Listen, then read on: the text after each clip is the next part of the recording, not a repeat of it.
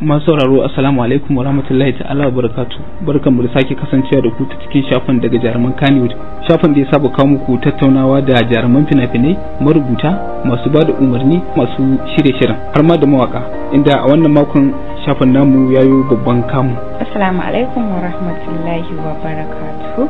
Sunana Zainab wadda aka fi sani da Zee Zango. Wasu mutanen kuma suke ce min ZSKD wato Zainab Salis Kaduna. To shi wannan lakabi naki na Zee Zango ya aka samu wannan suna? Wannan suna na Zee Zango mutane da yawa na cikin masana'antar mu har ga irin fans haka mutane na masoya haka suna tunanin ai na sa suna ne saboda Adamu Zango. Kuma mutane da yawa suna yi min wannan tambaya amma ba na sa sunana bane saboda Adamu Zango. Ina son mutane su gane na sa sunana ne saboda ni din a Kaduna nake, Kaduna kuma tudun wada Zango. To dalilin da yasa kenan nake biyarin sunana akan Zee Zango. Kamar yadda shi ma ake tunanin garin su ne Zangon Katab, to ni kuma unguwan mu. Wannan fim zaki gawa mai sauraro wanda da haji aka ce Zee Zango zai tabbatar da tabbas ita ce wannan fim shine sirrin kyau. A wannan role kika fito? Tabbas na taka role din wato Anta Sarayya. Da ka shiga cikin sirrin kyau kaji an ce Anta Sarayya to ni ce. Mai sauraro zai so ya ji cikakken tarihin rayuwa a takaice. To cikakken tarihin rayuwa ta a takaice ni dai Zainab an haife ni a garin Abuja wato a Sokoro. Na dawo na zo na cigaba da rayuwa a nan garin Kaduna. Bangaren karatu fa? Bangaren makaranta na yi primary school ina wato a Abubakar Sadiq da ke garin Kaduna. Sannan na zo na yi secondary school ina a Sheikh Abubakar Gumi College. Sannan na zo na gama secondary school ina waje a Sheikh Abubakar Gumi College. Yanzu haka na yi applying kasu a nan Kaduna State University. Menene ja hankalinki kika ce bari ki shiga wannan masana'anta ta Kano domin kima ki bada irin taki gudunmuwar a cikin wannan masana'anta? Alhamdulillah gaskiya ne, to duba da yanayin da na yi dubi da wannan sana'ar samu ilmantarwa ne, faɗakarwa ne, kuma sannan ina so in samu lada ta wannan hanya. Dalilin da yasa kenan ya bani sha'awa na ce bara in shigo. Allah kin kai shekara nawa a wannan masana'anta? Akalla na kai shekara 6 a wannan masana'antar. A waɗannan tarin shekaru da kika haɗe har guda 6 fina-finan da kika fito a cikinsu akalla za su kai guda nawa? Gaskiya na fito da yawa, a kiyasi irin fina-finan da na yi za su kai 30. To a cikin waɗannan fina-finan da kika guda 30 wani fim ne ba za ki taɓa mantawa da shi ba a cikin fina-finan da kike duba da irin saƙon da wannan fim ya isar a cikinsa? Wannan fim ɗin shine gaskiya Sarki Abbas. Sarki Abbas ya faɗakar ya ilmantar sosai. Fim ɗin Sarki Abbas a wannan matsayi kika fito a cikin wannan fim? Gaskiya ni ce jaruma, gabaɗi ni na ja, kuma yanayin fim ɗin duk daga ji an ce maka ko kuma an ce miki Sarki Abbas kin san fim ɗin na sarauta ne. Na fito a sarauniya kuma sannan ni na pikin role ɗin jaruma wato Nana da sunana na fito Zainab Zango. A wanda fim kika fara fitowa a cikinsa? Fim ɗin gaskiya da na fara fitowa a ciki ana ce mai Izzar Mulki. Shine fim ɗin da na fara fitowa. Kasancewarki a lokacin sabuwar jaruma yaya kika ji a wannan lokacin? Gaskiya ba wannan bane lokacin da na fara shiga kyamara, tunda ina zuwa performing kuma sannan ina presentation na gidan TV haka, to ko da lokacin da na fara ban ji wani abu ba gaskiya. Ya kike ji idan kika haɗu da wani babban jarumi a sin tsakanin ke da shi, ya kike ji wannan? Gaskiya ni bana jin komai, saboda na riga tuntunin in kyamaran ne, in mutanen ne iri-iri daban-daban, ina hira da su kuma sannan ina zama tare da su, da haka wannan duk bana jin komai akan shi. A wanda fim da kika fi shan wahala? Gaskiya fina-finai da dama. Akwai wani fim ana ce mai Yankin Hukuba, wannan fim din ina ga shine na biyu da na fara yi a masana'antar film industry. Wannan fim din gaskiya na ji jiki, an ƙara min ruwa sosai.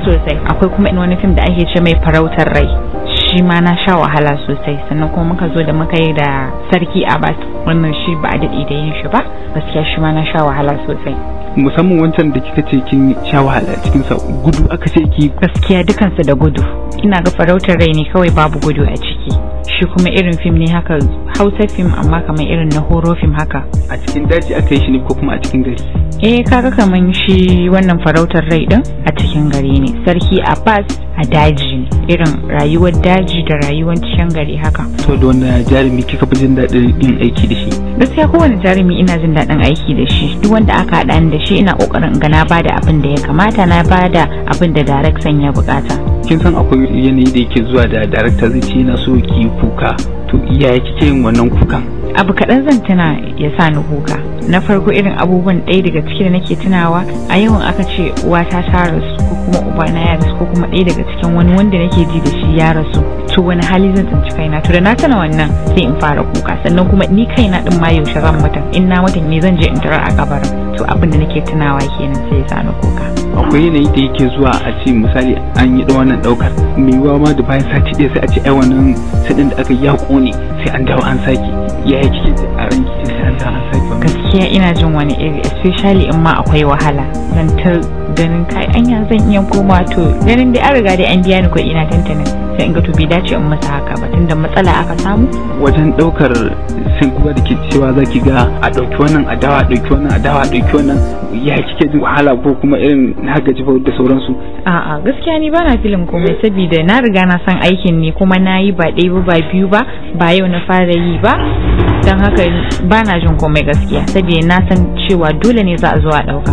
Yaya kuke wajen karanta script? Sai kun zo location ne, ma'ana gurin aiki ake baku script din ko kuma a'a tun kafin a fara aikin ake baku script din kuke karantawa? Ya danganta da yanayin aikin da zaka yi.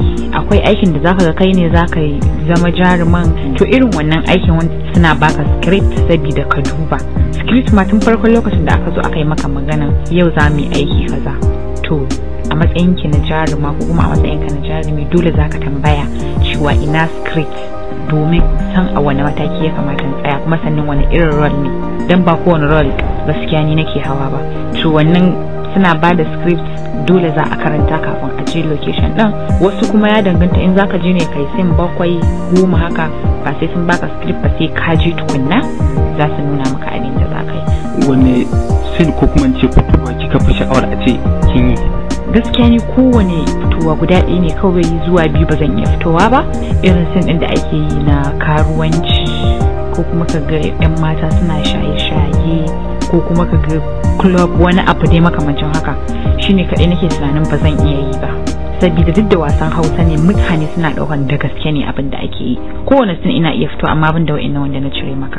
To a bangaren labari fa wani irin labari ne fa burge ki a duk irin labarukan da ake kawo miki aiki? Gaskiya kowane labari yana burge ni, tunda har na yadda da zan yi din kaga ko ai ya burge ni sosai, saboda ba zan je in yi ba sai na fara dubawa wani iri ne, ina ya kunsa, ina za a balla, ina gobe za ta je da mu, yau din ma ina ta je da mu duka. To duk wanda na karba din yayi mini. To masu sauraro kada dai ku sha'afa a shafin mu na daga jaruman Kannywood inda muke tattauna da Zee Zango. Kafin tattaunawa ta mu ta dora bari mu shakata da ɗaya daga cikin waƙoƙin 'yan masana'antar ta Kannywood.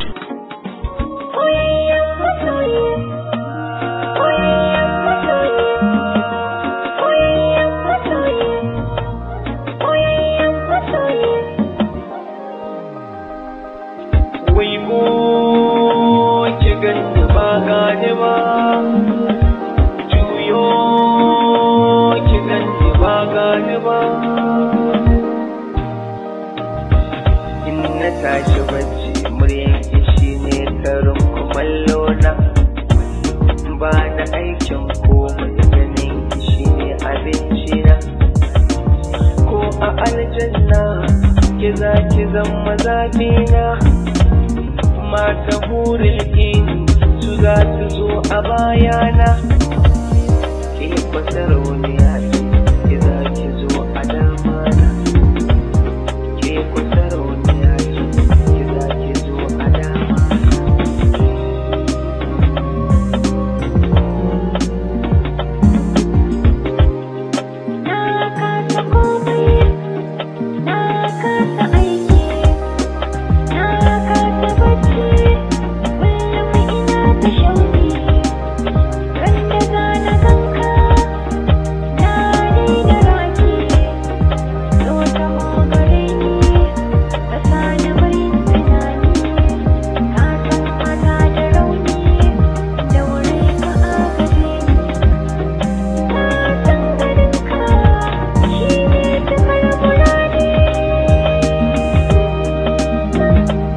madalla, barkamu da dawowa. Duk abin da mutum yake na rayuwa dole akwai abubuwa guda biyu da yake takawa, akwai nasarori akwai kuma kalubale.